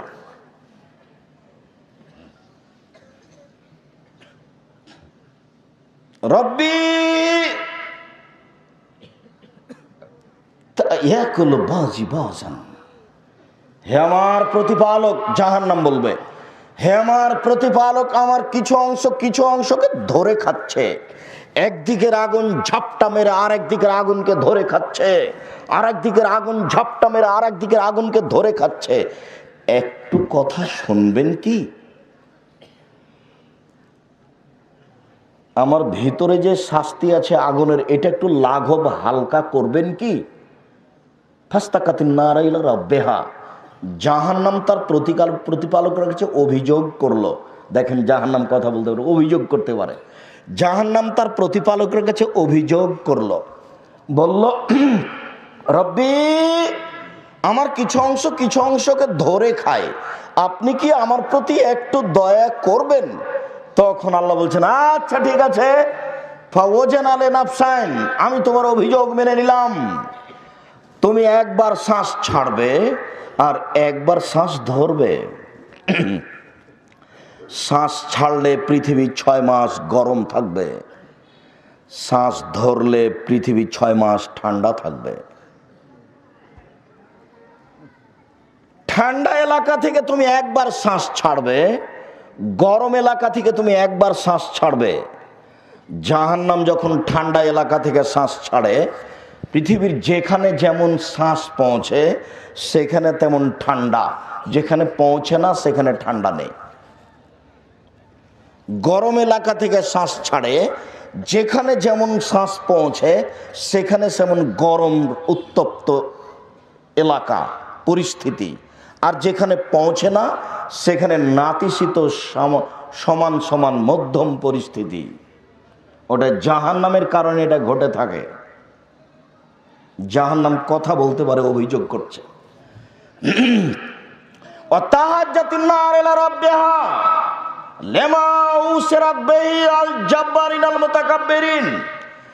জাহান্নাম তার প্রতিপালকের কাছে অভিযোগ করলো, প্রতিপালক আমার ভিতরে স্বৈরাচারী, অহংকারী, স্বেচ্ছাচারী, বদমেজাজিরা কেন? এটা তার অভিযোগ। আমার ভিতরে স্বৈরাচারী, স্বেচ্ছাচারী, অহংকারী, বদমেজাজিরা কেন? ঘটনা কি? তখন আল্লাহ তাআলা বলবেন জাহান্নাম ইন্নামা আনতি গাদাবি, জাহান্নাম তুমি আমার রাগ, জাহান্নাম তুমি আমার রাগ। যারা আমাকে মানেনি তার উপরে আমার একটা রাগ আছে। জাহান্নাম তুমি আমার রাগ, তুমি আমার গজব। জাহান্নাম তুমি আমার রাগ, তুমি আমার গজব। ওয়াদেবু বিকা মানে সমিনে বাদী, তোমাকে দিয়ে আমার বান্দার যাকে ইচ্ছা শাস্তি দিব, তোমাকে দিয়ে আমার বান্দার যাকে ইচ্ছা শাস্তি দিব। তুমি আমার রাগ, তুমি আমার গজব। তাহলে জাহান্নাম হলো আল্লাহর রাগ, আল্লাহর গজব। বুঝাতে পারি না মনে হয়। আমি যদি বুঝাতে না পারি আমি অক্ষম। রাসূল সাল্লাল্লাহু আলাইহি সাল্লাম এভাবে বলেছেন 1450 বছর পূর্বে। সম্মানিত দিনী ভাই বোন, জাহান্নাম কথা বলতে পারে। ফাতুলকা ইয়াউমাল কিয়ামা ফি জাহান্নাম, বিচারের মাঠে মানুষকে জাহান্নামে নিক্ষেপ করা হবে আর বলা হবে হালিম তালাক, জাহান্নাম তুমি কি পূর্ণ? হালিম তালাক, জাহান্নাম তুমি কি পূর্ণ? তখন জাহান্নাম বলবে হালমি মজিদ, আর কি কিছু আছে? এ দেখেন জাহান্নাম কথা বলছে, আর কি কিছু আছে? ফওয়াজা কাদামাহু, তখন আল্লাহ তাআলা তার পাকে জাহান্নামের মুখের উপরে ঢুকিয়ে দিবেন। ফাতাকুলু ওয়া ইয়ানজিবা ওয়া ইয়ানজাবি বাযু ফি বাযিন, জাহান্নামের কিছু অংশের মধ্যে ঢুকে একবারে চাপা লেগে যাবে পায়ের আঘাতে, আর বলবে আল্লাহ যথেষ্ট, যথেষ্ট। জাহান্নাম বলবে যথেষ্ট, আর লাগবে না, আর লাগবে না। সম্মানিত দিনী ভাই বোন, আল্লাহর আকার আকৃতি আছে। যারা বলছেন আল্লাহ নিরাকার, তার জবাব কি এখানে? পায়ের আকৃতি আছে বলেই তো জাহান্নাম কি হয়ে গেল? পূর্ণ হয়ে গেল, ফাঁকাটা পূর্ণ হয়ে গেল। বলছে কাত কাত কাত। জাহান্নামীদেরকে পিছন দিকে হাত বেঁধে জাহান্নামে নিয়ে যাওয়া হবে। জাহান্নামীদেরকে পিছনে হাত বেঁধে নিয়ে যাওয়া হবে কেন? আল্লাহ তাআলা বলেন খুযুহু ফাগুল্লুহু সুমাল জাহিমা সাল্লুহু, এদের ধরো, এদের শিকলবন্দি করো, এদের টেনে হেঁচড়ে জাহান্নামের মাঝামাঝিতে যে নিক্ষেপ করো, এটা আল্লাহর জরুরি আদেশ। জাহান্নাম উদ্বোধন হবে 3 শ্রেণীর মানুষ দিয়ে। 1, হুজুর, জি মাওলানা সাহেব। 2, শহীদ। 3, দানশীল। 3টে লোক দেখানো কাজ। লোক দেখানো করে যারা, জীবনে কোনোদিন লোক দেখানো কাজ করবেন না। মাদ্রাসার সভাপতিকে বলবেন 5,000 টাকা থাকলে আপনি মাদ্রাসার কাজে, নির্মাণের কাজে লাগাবেন, কাউকে বলবেন না। বিনিময় জান্নাত হবে ইনশাআল্লাহ। উনি মেরে খেলেও হবে, কেননা আমি তো আর মেরে খাইনি, যাকে দিয়েছি তিনি মেরে খেয়েছেন। এখন দেওয়ার পরে বলছি, সভাপতি সাহেব একটু বলে দেন না, একটু বলে দেন মাইকে যে 5,000 টাকা একটু বলে দেন, আর জান্নাত হবে না। ইন্না সাদকাতা সিররে তুতফিউ গাযাবার রাব্বে, গোপন দানে আল্লাহর রাগ মিটে যায়। আল্লাহ আপনার উপরে খুব রাগ করে আছেন, জাহান্নামে দিবেন। কিছু দান করেছেন, নরম হয়ে গেছে, যাও জান্নাতে যাও। জাহান্নামীদেরকে পিছন দিকে হাত বেঁধে নিয়ে যাওয়া হবে। আপনি বলতে পারেন, আব্দুর রাজ্জাক সাহেব পিছন দিকে হাত বাঁধা হবে কেন? মূলত অপমান করার জন্য। বিচারের মাঠে ফেরাউনের হাত বাঁধা থাকবে, দেখা যাবে কে খুলে দিতে পারে। বিচারের মাঠে 17টা দেশের সদস্য ইন্দিরা গান্ধীর হাত বাঁধা থাকবে, দেখা যাবে সেদিন কে খুলে দিতে পারে। বিচারের মাঠে ভিক্টোরিয়া মহারানী যে এলিজাবেথের হাত বাঁধা থাকবে, দেখা যাবে সেদিন কে হাত খুলে দিতে পারে। রংপুর গাইবান্ধা পলাশবাড়ির মুজিবুর বিএসসি বলেছিলেন, আমি জেলে যেতে রাজি আছি, আমার হাতে হাত করা দেওয়া হয় না যেন, মানে এটা অপমান, আমি এমনিতেই যাব, আমি এমনিতে যেতে রাজি আছি, আমি হাতে হাত করা দেওয়া অবস্থায় যেতে রাজি নই। সবার হাত পিছন দিকে বাঁধা থাকবে, এই জন্য মাঠ থেকে পালিয়ে যাবে, যার কারণে বাঁধা হয়েছে এটার প্রয়োজন নাই, মাঠ থেকে পালিয়ে যাওয়ার কোনো পথ নেই। মূসা আলাইহিস সালাম যে পরিস্থিতিতে পড়েছিলেন, বিচারের মাঠ তার চেয়ে অনেক বেশি কঠিন।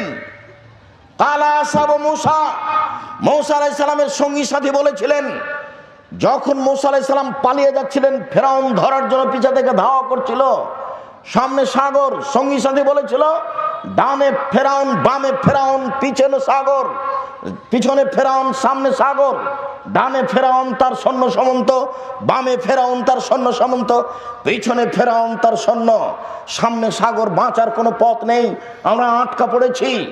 তখন তার সঙ্গী সাথী মূসা আলাইহিস সালাম বলেছিলেন, কাল্লা, কখনো নহে, অসম্ভব, এটা হতে পারে না, ফেরাউন আমাকে ধরতে পারে না, ইন্না মাইয়া রাব্বি, আমার সাথে আমার প্রতিপালক রয়েছেন, সায়াহদিনী, তিনি আমাকে পথ দেখাবেন। এই পরিস্থিতি যত জটিল, বিচারের মাঠ তার চেয়ে অনেক অনেক অনেক বেশি কঠিন। বিচারের মাঠ থেকে কেউ পালিয়ে যেতে পারবে, এই কারণে হাত বাঁধা হয়েছে, এই জন্য নয়, মূলত কি করার জন্য? অপমান করার জন্য। আরেকটা ব্যাপার আছে, প্রত্যেকটা মানুষ শেষ সময়ে হাত কাজে লাগায়, হাতকে কাজে লাগায়। একটা রিক্সা এসে ধাক্কা মেরেছে, সর্বপ্রথমে নিজেকে বাঁচাতে গিয়ে কি ব্যবহার করে? হাত দুটি ব্যবহার করে। জাহান্নামে যখন নিক্ষেপ করা হবে, তখন কোনো মানুষ যেন হাত ব্যবহার করতে না পারে, সেই জন্য পিছন দিকে বাঁধা থাকবে। জাহান্নামের খড়ি হবে মানুষ ও পাথর। মহান আল্লাহ বলেন, অকুদুহান নাস ওয়াল হিজারা, মানুষ হবে আর পাথর হবে জাহান্নামের খড়ি। জাহান্নামে এরকম কোনো কাঠ খড়ি থাকবে না, জাহান্নামে কোনো কয়লা থাকবে না, জাহান্নামের খড়ি হচ্ছে মানুষ এবং পাথর। আপনি বলতে পারেন, আব্দুর রাজ্জাক সাহেব, মানুষ না হয় পাপ করেছে, জাহান্নামে যাবে, পাথর কি পাপ করলো? পাথর কোনো পাপ করেনি, তবে বোকা মানুষকে অপমান করার জন্য যত ছবি মূর্তি তৈরি করা হচ্ছে পৃথিবীতে, সমস্ত ছবি মূর্তিকে জাহান্নামে নিক্ষেপ করা হবে, আর বলা হবে, ঠেকাও দেখি, তোমাকে তো দিয়েছি, তোমার নেতাকে দিয়েছি, ঠেকাও দেখি। সবকে বিচারের মাঠে অপমান করার জন্য পাথরকে, মূর্তিকে জাহান্নামে দেওয়া হবে। মানুষ বুঝতে পারছে না এর পরিস্থিতি কত কঠিন, কত জটিল। যে পেপার পত্রিকাতে ছবি আছে, ওইটে আপনি সচেতন মানুষ আপনার বাড়িতে কোনো জায়গাতে ফ্রি পড়ে থাকতে পারে না, ঘরে পড়ে থাকতে পারে না, ওই জায়গাতে সালাত হবে না, এ কথাই চূড়ান্ত। ওই ঘরে নামাজ হবে না, এ কথাই চূড়ান্ত। সব পেপার পত্রিকা এক ঘরে থাকতে হবে, যেখানে আপনি সালাত আদায় করেন না, থাকেন না। বই পুস্তক, আপনার ছেলেমেয়ের খাতা কলম যেগুলোতে ছবি আছে, তার উপরে কাগজ লাগাতে হবে যে আপনি যে আপনার স্ত্রীর জন্য একটা তেল কিনে নিয়ে এসেছেন, তার গায়ের উপরে ছবি আছে, নিয়ে আসার সাথে সাথে তার মুখের উপরে কালি মারতে হবে। এটা জরুরি আদেশ। যে টিনের ঘর সাজানো আছে, সমস্ত টিনের ওই মুখের উপরে যে আছে, মূর্তি আছে, আপনার হাঁস আছে বা যা আছে তার উপরে কালি মারতে হবে। কালি না মারা পর্যন্ত এই ঘরে রাত অতিবাহিত করা যাবে না। ঘর বাইরে থাকেন, আজ গিয়ে ঘরে থাকবেন না, বাইরে থাকেন। কালকে কামলা দিয়ে সব কালি মেরে রাতে থাকবেন। সভাপতি সাহেব, আপনার মসজিদে টিন দেওয়া আছে, আপনার সাথে আমার জরুরি কথা। আপনার কালকে ফরজ, টাকা না থাকলে কারো কাছে টাকা কর্জ নেবেন। কালকে 2টা কামলা ঠিক করবেন, ও সমস্ত টিনের ওই ছবির মুখের উপরে আলকাতরা লাগাবে। আলকাতরা বুঝেন আপনারা? যে কোনো একটা রং লাগাবে। সভাপতি সাহেব, আপনি কিসের সভাপতি আমি বুঝতে পারি না। আপনার মসজিদে তো আমি একদিন ঢুকিনি, আপনার মনে নেই? মসজিদের ওই মেহরাবে লেখা ছিল একদিকে আল্লাহ একদিকে মোহাম্মদ। আপনি তো আপনার মসজিদে আমাকে রাখতে পারেননি। আমি থাকি না, কোনোদিনই থাকবো না। আপনার ঘরে, আপনার বাড়ি যে নোয়াখালী, আপনার মনে পড়ে না? ঘরে ঢুকে দেখলাম আমার না খাটের দেওয়া আছে ময়ূর, খাটের পিছনে ময়ূর করা আছে 2টা, যেদিকে মাথা থাকে। তা আমি বললাম যে আমি তো ঘরে থাকবো না। ভদ্রলোককে আল্লাহ ভালো করুক, জান্নাতবাসী করুক, মারা গেছে, দা নিয়েছে আগে ময়ূরের মাথা কাটলো, তারপরে থেকেছে। যে আপনি বাইরে দাঁড়িয়ে থাকছেন, আপনি কাটেন, তারপরে ভিতরে ঢুকবো।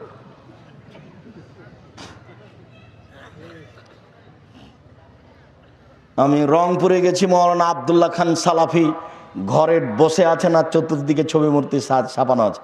আসসালামু আলাইকুম, জি ভাইজান কেমন আছেন? আর আপনি এখানে বসে কেন? আরে আব্দুল রাজ্জাক সাহেব মহাদ্দেশ মানুষ, আপনি আসেন না? জি না, আমি এখানে যেতে পারি না। আমি ওখান থেকে ফিরে গেলাম। আমি বললাম, এই তোমাদের যদি কোনো ভালো জায়গা থাকে, কুঁড়ে ঘর, সেখানে নিয়ে চলো, যদি না থাকে তাহলে আমি আমি চললাম। তাড়াহুড়া করে এক জায়গাতে নিয়ে গেল। সেদিন ভদ্রলোক বক্তব্য দিতে 4-5 মিনিট বক্তব্য দিয়েই কথা বন্ধ হয়ে গেল। 6 দিন পরে ঢাকা হাসপাতালে মারা গেছিল।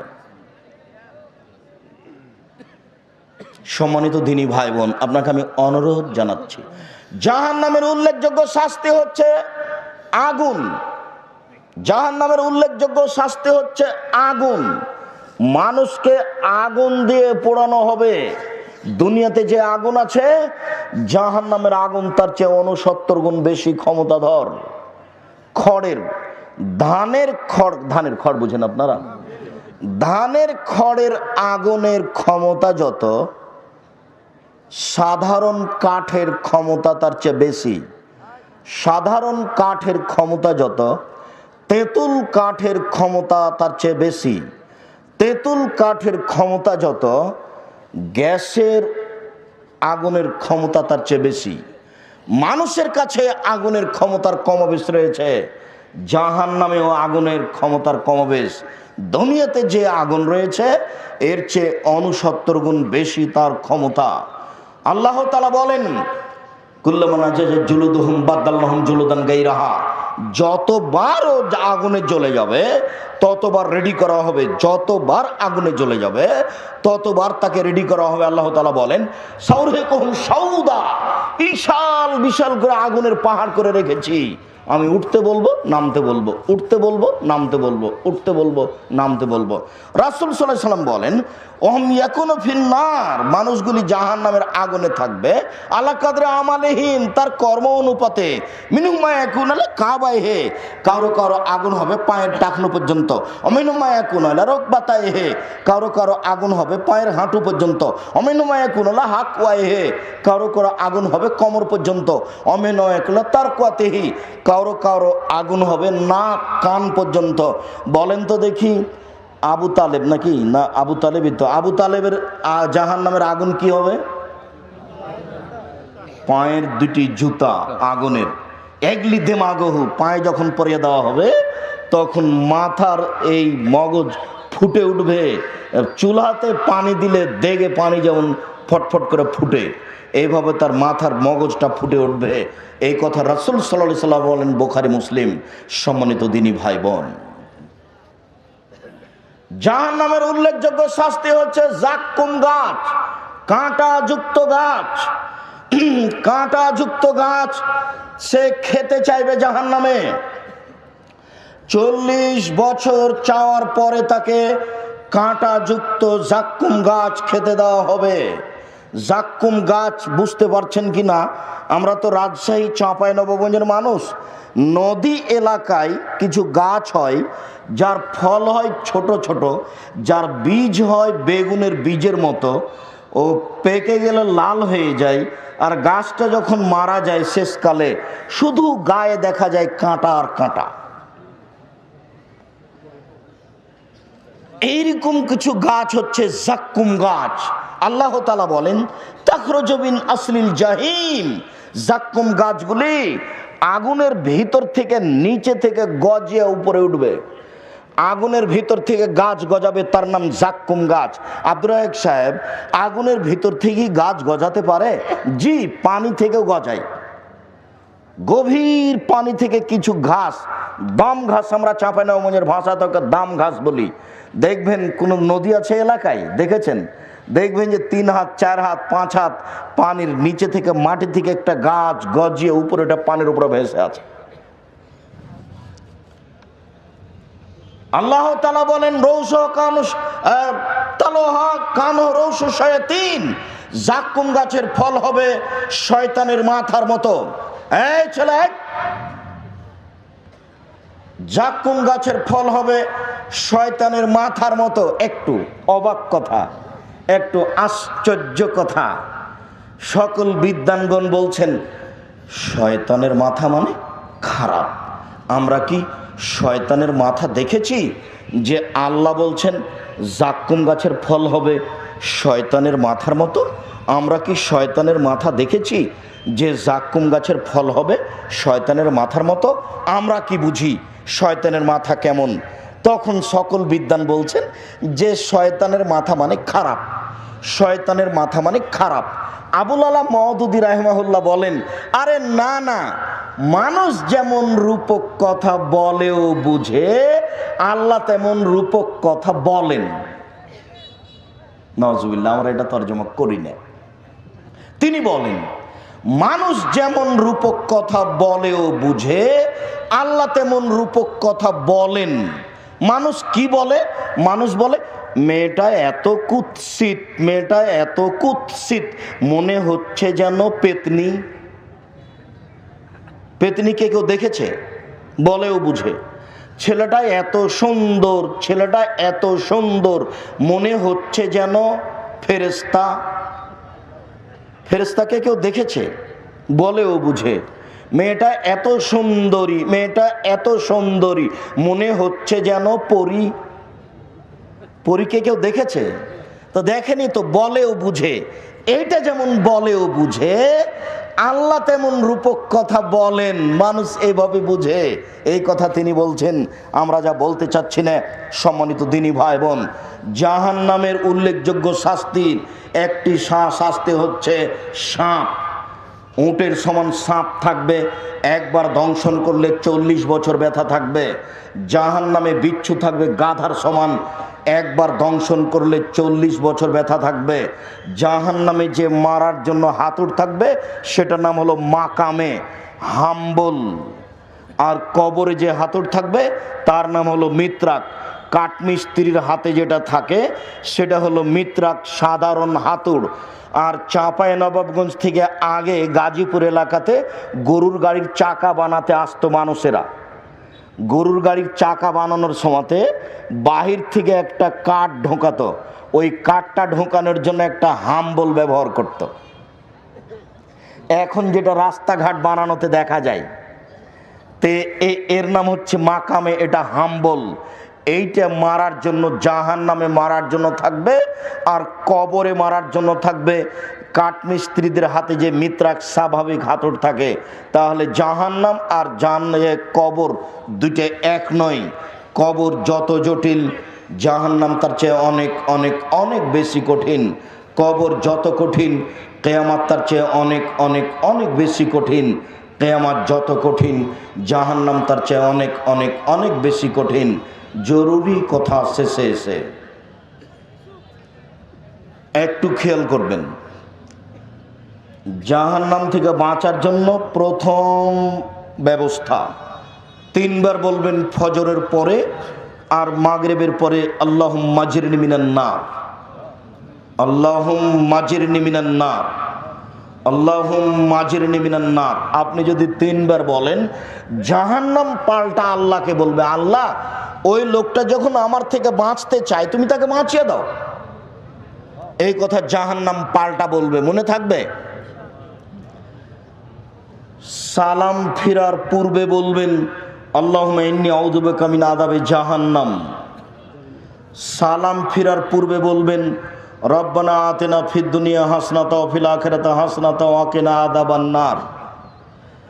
জানাজাকে সামনে রেখে, লোকটাকে সামনে রেখে জানাজার শেষে বলা আছে, ওয়াইজু মিন আযাবিল কবর ওয়া মিন আযাবিন নার। লোকটাকে তুমি জাহান্নামের শাস্তি থেকে বাঁচাও, তুমি কবরের শাস্তি থেকে বাঁচাও। সম্মানিত দিনী ভাই বোন, জাহান্নাম থেকে বাঁচার জন্য আজকের জন্য 3টে পরামর্শ দিলাম, যেই পরামর্শের আগেও দিয়েছি। 1, মুখ বন্ধ রাখবেন। 2, জরুরি প্রয়োজন ছাড়া বাড়ির বাইরে যাবেন না। 3, পাপের জন্য কাঁদবেন। জামিয়া সালাফিয়া ডাঙ্গিপাড়া পবা রাজশাহীতে সম্মেলন ফেব্রুয়ারির 7-8, আর রূপগঞ্জের সম্মেলন ফেব্রুয়ারির মার্চের 7-8। যাওয়ার পূর্বে সমস্ত বইগুলি এতে গাড়িতে আছে বা স্টেজেও থাকতে পারে, ও স্টেজে সব বইগুলি নিয়ে আসা হয়েছে। বিশেষভাবে আব্দুল্লাহর বইটা আছে কিনা দেখেন, মিন্নাতুল বারি। সবাই নিয়ে যাবেন, কে বড় লাভবান কে বড় ক্ষতিগ্রস্ত, আর মরণ একদিন আসবে, এই যা আজকে আলোচনা করছিলাম এটাও আছে, আর উপদেশ বইয়ে আছে। সমস্ত বইগুলি স্টেজে আছে। ওহো, একটা কথা ভুলে গেছি, একটু দেখেন তো মাসিক আল ইতেসাম পত্রিকা আছে নাকি? মাসিক আল ইতেসাম পত্রিকা 20 টাকা মূল্য, কেউ না নিয়ে যাবেন না, অন্যগুলো নেন, আর মাসিক আল ইতেসাম পত্রিকা অবশ্যই নিয়ে যাবেন। ডিআইজি রফিকুল ইসলাম সাহেব তার মায়ের জন্য দোয়ার কথা বলেছেন, আমরা আন্তরিকভাবে তার জন্য দোয়া করি। আল্লাহুম্মা গফির লাহু ওয়ারহামহু। আল্লাহ তুমি তাকে মাফ করো, তুমি তার প্রতি দয়া করো, তুমি তাকে কবরের শাস্তি থেকে রক্ষা করো। সম্মানিত দিনী ভাই বোন, সকলকে স্টেজ থেকে বইগুলি নিয়ে যাওয়ার জন্য বলছি।